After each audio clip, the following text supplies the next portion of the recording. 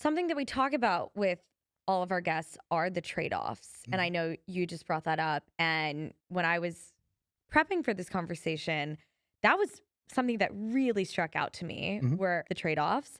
So I'd like to just hear a little bit more about that and how you navigate that and just how it's so different than any other industry. mhm. I don't I don't know if it's so much different than other industries other than the fact that, like, the location that I personally am is all over the place. So, I mean, I've called my wife and been like, "Hey, I'm in New Orleans," and then the next day it's like, "Hey, we're going to New York now," and then I call her again, it's like, "Oh, we're on our way to Florida." Hmm. So, we call them storm widows. It's like storm season, your husband's just always gone. It's like, "Is he still there?" "Yeah, he's still here," but, like, you'll never see him. Yeah. And we have 4 kids together, and, she was able to stay at home and raise the kids until they went to school. She's now a school counselor. Oh, cool. So she was able to stay home and raise the kids, which is super rare for this generation. And I live better than what my parents did, which in today's day and age, that's like a monumental effort. But most of the burden fell on her. She was raising the kids. I was paying for it, but she was the one, managing the household, making sure when I came home there was food or something for me to do because I may have just worked 16 hours, drove 2 hours to get home and it's like I'm worthless for the next 2 days. So she's Right. still on her own even though I'm there. Yeah. So there's a lot of those trade-offs and I think our the divorce rate in line work is over 80%. So it's really hard on families, and that's Wow. including all linemen. If you go to the contractor side, I would say it's closer to 90, 95. Wow. Mhm. Okay. I'm not trying to get too personal, Yeah, but with those numbers, how do you make it work? her.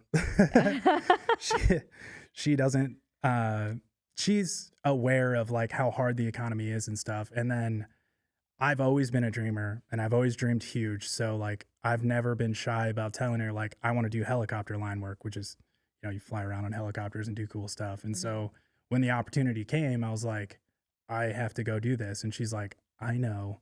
I'm annoyed, but go ahead." Yeah. So then I got to go do that, and so she's allowed me to chase all of these dreams and do all of these things because she's picked up all the slack, and I think it's unpaid. Like she's at home by herself. So Yeah. I made 200,000, but I could have stayed home at the local utility, made probably closer to 100,000.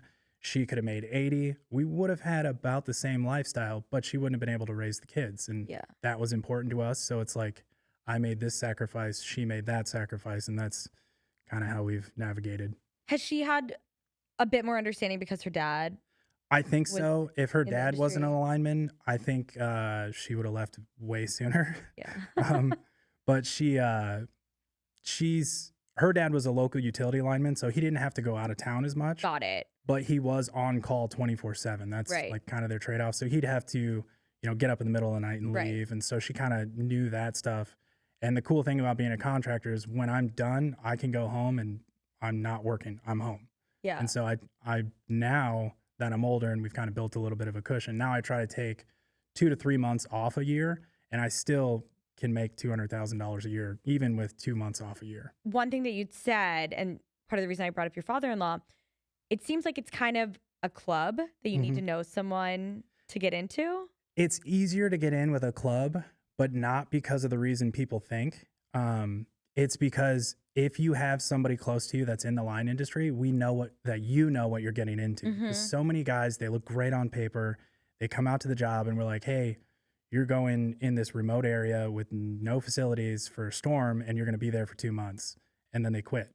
And we've invested all this time and energy and money into them. And it's like, what do you mean you didn't know this was the job? Like, this is the job. Yeah. And if you have somebody close to you that you can point to and say, you know, my uncle's a lineman or my brother's a lineman or my dad's a lineman, I know what I'm getting into, then we feel a lot more comfortable investing that money into you. But with the advent of social media, I think more people are getting aware of that Mhm. and more people are getting aware of linemen in general. Yeah. And so it's getting a lot easier to get into. But again, there's this lag of the people in charge are still 50, 60 years old. Some of them are in their 70s. So it's like the younger, I say younger because, it's me, but like the middle-aged people, I guess, are starting to get into positions where they know like these people know what they're getting Mhm. into and they're coming on board. So it's getting easier, but there still is a little bit of a stigma of like, do you actually know what job you're signing up for? Because Right. it's a dangerous job, and nobody wants to be the guy who greenlit an apprentice that then goes out and gets burned or Yeah. gets injured, because that's horrific. It's Yeah. life altering. Can you talk a bit about the dangers of the job? Because it is a really dangerous Yeah, industry. it's that's one of the reasons why we're the oldest, strongest union. When in our founding, if you hired 3 linemen, 2 of them would be dead by Friday, and that was like the acceptable loss rate. Oof. So we formed a union and started pushing safety metrics and PPE and minimum clearances and just education and all that kind of stuff.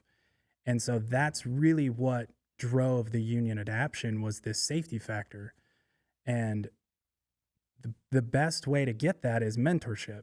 And with that, like I was talking about earlier, with that vacuum of the experiences leaving, and we have all these young guys out there, they don't have the experience to know when to go fast and when to slow down. And so the industry as a whole is really struggling with that. And so, and like I said, I've been around a couple really bad accidents, and Hmm. they definitely change you, and they'll change how you work. But until you hit one of those, like, you think you're invincible until it happens to your buddy, or until something happens close enough to be like, oh, that could have been me. I've done that activity before and I didn't get caught, but he got caught. And so it's like, you got to, we call it seasoning out. So you top out, and you're pretty dangerous for about the first 2 years due to inexperience. But then the next 3 years, you're dangerous because you think you know more. Hmm. And that's when a lot of accidents happen, is that 5 to 7 year window. Have you personally been involved in a serious accident? I have not. I have all my hands and no burn scars or nothing. But like I said, I came up when the average age of a lineman was like 45 to 50. Okay. So these guys had all done those mistakes for me. So when I went up to go do something, they would stop me, and then they'd tell me their horrific tale about something that happened to them. And so I got like this secondhand experience, and there's just not enough of that mentorship going on, because now with the way computers are, back then you had radios, you didn't have GPS, nobody knew where you were at. So if you got tired or if you got hot, you could just take a break. Now they're like, we know where you're at, we know what you're doing, we know how much you got done. We're on units, which is like, we get paid per job, you get Hmm. paid per hour. So we need you to give us as much units as possible. So those corners are getting cut, and those corners that get cut, every time you cut a corner and nothing happens, it's like a reward. You got paid more money, you got an attaboy, Right. you're a hero. Eventually, cutting those corners will lead to a fatality, but there's no way to stop that reward process at the moment. And that's one of the projects that I'm trying to get in place, is like a way to like reward the behaviors you want instead of rewarding all these terrible behaviors. Yeah. One thing that you've mentioned is there is some like tension within the industry right now. In my mind, being a lineman and what you're doing is so like I could see it being almost a little dated, Hmm. and there being kind of a struggle between what you're doing, which is power lines that were installed a Hmm. long time ago in 2025. Yeah. What is that like? So the public has a really skewed perception on Hmm. how power lines work. So Yeah. they think we should just put everything underground, Okay.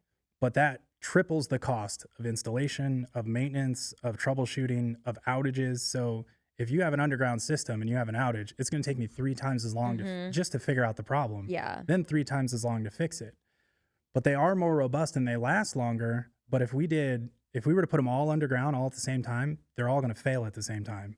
So there's like some strategy behind how we do that. But trying to explain that to the general public is really hard, Yeah. especially during a storm where they're out of power. Right. And so you have that issue. And then there's this tension in the line industry because linemen are a very scarce resource. Hmm. We're one of the only industries that the worker themselves is the scarce resource. Right. There's plenty of contractors, there's plenty of trucks, there's plenty of work. We just can't get enough bodies that are trained well enough to do this job. And you can't just pull people off the street and be like, here, go. Right. It takes years to get these people. And so we as the worker have a lot of power. And when we don't want to do something, we can dig our heels in and become a huge pain for the whole industry. So Hmm. we, we have a no strike clause, so we can't like strike and take everybody out of power or something, but we can do things that will force a company to do what we want rather than doing what's profitable. And part of that is the company wants more apprentices faster, and the workforce wants better apprentices, full stop. So the workforce is like, we're going to slow them down. We're not going to let them through the program so fast, while the companies are saying, speed up. We need more. Let's go. Let's go. So that's the major tension that I'm seeing. And that's just from taking like a look back view of the whole situation.